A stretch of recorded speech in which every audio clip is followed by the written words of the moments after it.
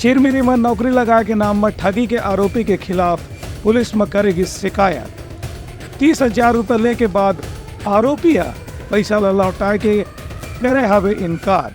मनेन्द्रगढ़ चिरमिरी भरतपुर जिला के चिरमिरी इलाका में एक महिला के साथ नौकरी लगाए के नाम में ठगी करे के मामला सामने आया है। ये मामला में पुलिस में आरोपी दुर्गा कुलदीप के खिलाफ FIR दर्ज कराई गई है। पीड़ित महिला के कहना है कि वह दुर्गा कुलदीप ला 30,000 रुपए दिए रही से, जबकि दुर्गा कुलदीप ओला नौकरी लगवाए में मदद करे बर बोले रही से।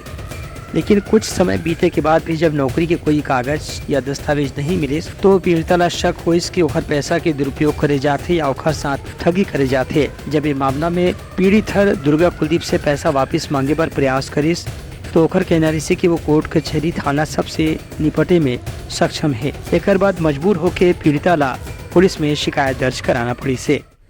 नौकरी लगाने में ठगी के मामला प्रदेश के दूसर जिला में भी घलो बार बार देखे बर मिलत है।